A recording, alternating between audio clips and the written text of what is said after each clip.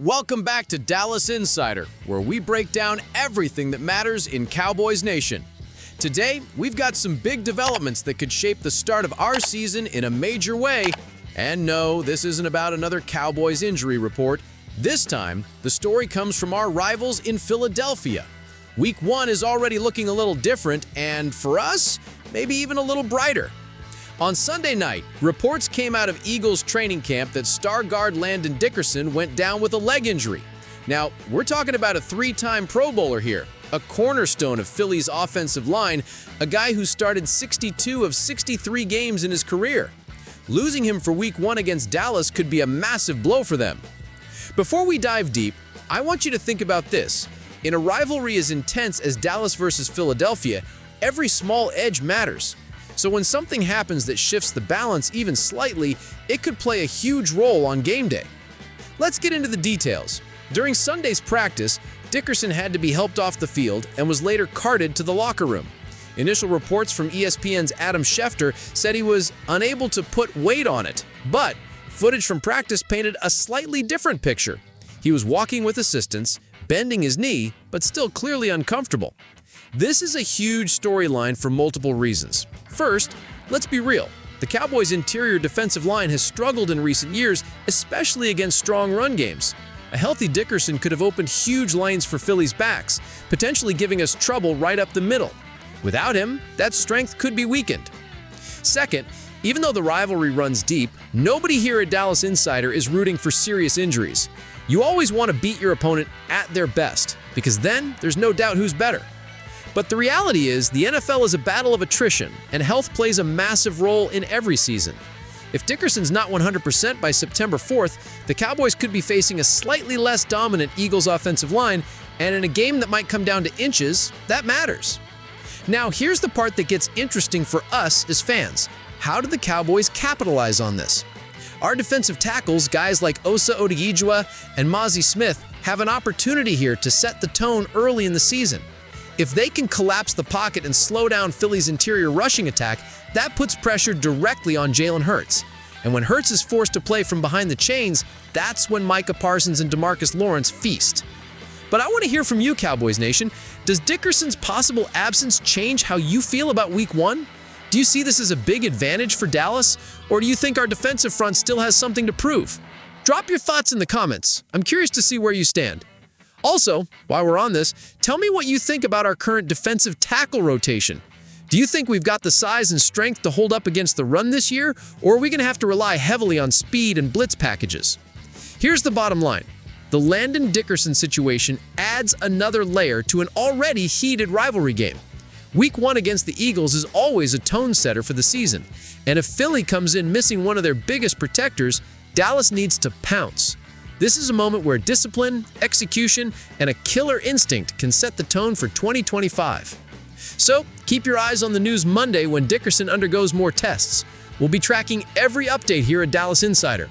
And remember, September 4th is coming fast, and if the Cowboys bring their best, we could be talking about a statement win to open the year. Stay tuned, Cowboys Nation.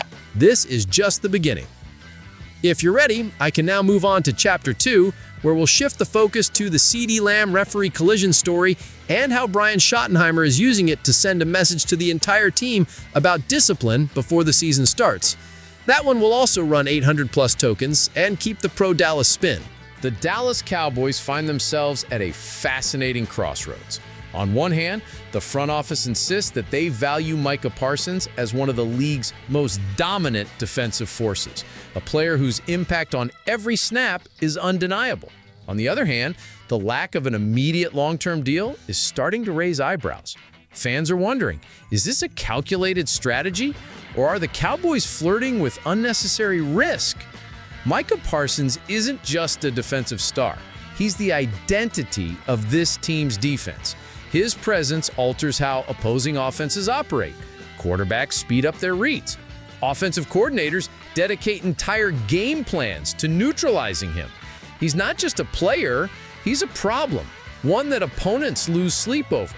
So why hasn't the ink dried on his extension? If you've been following the Cowboys' business patterns over the past few years, you know the front office plays the long game. they prefer to wait until the last possible moment to make big money commitments. This approach worked with players like Dak Prescott and CeeDee Lamb, but it also came with turbulence, media speculation, fan frustration, and constant distractions during training camp. With Parsons, the stakes are even higher. Part of the delay could be about cap flexibility. The Cowboys might be aiming to lock in other core pieces before committing to what will likely be one of the richest defensive contracts in NFL history. After all, when you have stars like Deron Bland and Tyler Smith also approaching new deals, the financial puzzle gets more complicated. Jerry Jones has often said he's willing to pay the price for greatness, but he's also a master negotiator who refuses to overpay early if he believes waiting can lead to a better structure. However, waiting comes with risks. Parsons' price tag isn't going down anytime soon, especially if he puts together another all-pro season. Every sack, every game-changing play, and every Defensive Player of the Year vote will strengthen his leverage. Other teams will reset the market, and the Cowboys will have to meet or beat those numbers. The clock may be ticking louder than the front office is willing to admit. And here's the bigger question. What message does this send to the locker room? Players notice how their teammates are treated. If the Cowboys drag their feet with Parsons, arguably the heart of their defense, it could create tension. Conversely, locking him in early would send a clear message. We take care of our stars, we reward production, and we're committed to building a championship core. Fans are split. Some trust Jerry's process, believing that his patience has paid off before. Others are growing restless, fearing that waiting too long could sour relations with Parsons or even tempt him to explore other opportunities down the road. The situation is becoming more than a contract negotiation. It's a test of the Cowboys' culture and leadership. This season could determine everything. If Dallas makes a deep playoff run, Parsons' value becomes even more untouchable.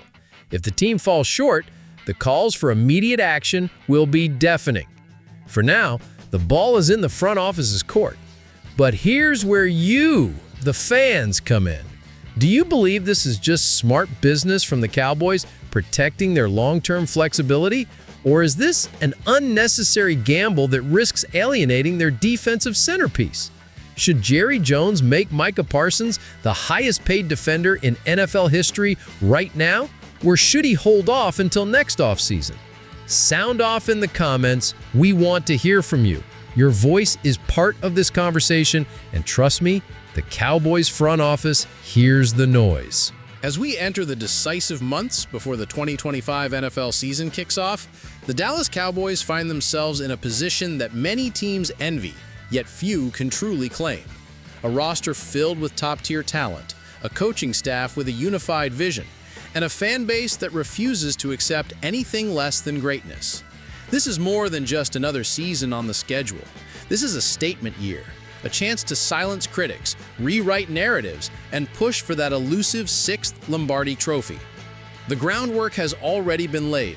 Brian Schottenheimer's offensive philosophy has blended a balance of explosive passing with renewed emphasis on physical, ground-and-pound football. With Dak Prescott steering the ship and CeeDee Lamb at the heart of the aerial attack, the Cowboys' passing game already ranks among the league's most dangerous. But now, with George Pickens bringing his edge and physicality, the wide receiver room has taken on a whole new identity: fearless, aggressive, and unafraid to challenge defenses deep down the field. On the ground, the potential trade for Najee Harris remains one of the most intriguing storylines of the offseason. Harris isn't just a running back who can get you 1,000 yards. He's a workhorse who wears defenses down, controls the clock, and changes the physical tone of games. Imagine him lining up behind a healthy and fortified offensive line, especially with Tyler Smith continuing his rise as one of the league's most dominant young linemen. That's not just an upgrade, that's a complete shift in offensive philosophy. Defensively, this is Micah Parsons' world, and the rest of the league is just living in it. Parsons has established himself as one of the most feared defensive players in the game, capable of taking over a contest with a single play. Whether it's coming off the edge, dropping into coverage, or simply causing chaos, Parsons has become the heartbeat of Dan Quinn's defensive unit. But the Cowboys' defense isn't just Parsons. Deron Bland's emergence as a lockdown corner has given Dallas flexibility in coverage, allowing them to match up with any receiver group in the league. The front office's approach to contract negotiations is under more scrutiny than ever. Fans know deals for Parsons, Bland, Tyler Smith, and potentially Pickens will be critical to maintaining this core beyond 2025. Jerry Jones has never shied away from big decisions, but in a league where the salary cap forces hard choices, keeping this roster intact will require bold moves and creative management. The Cowboys aren't just building a team for this season, they're building a legacy. Training camp has already shown us flashes of what this team can become. The competitive fire, the intensity in every drill, the leadership from veterans pushing young players to the next level. It's all there. The energy is contagious, and it's spreading not just through the locker room, but across Cowboys Nation. Now comes the hard part, turning all that potential into results. The regular season won't be a smooth ride. There will be adversity, tough road games, and moments that test this team's resolve. But the difference this year is the Cowboys have depth, balance, and the type of locker room chemistry that championship teams thrive on. So, Cowboys fans, here's the question. Is 2025 the year this team finally breaks through and reclaims its spot at the top of the NFL? Can this roster, with its blend of youth, star power, and veteran leadership, be the one to bring that sixth ring back to Dallas? One thing's for sure, the rest of the league should be on notice. The Cowboys are coming, and they're coming for it all.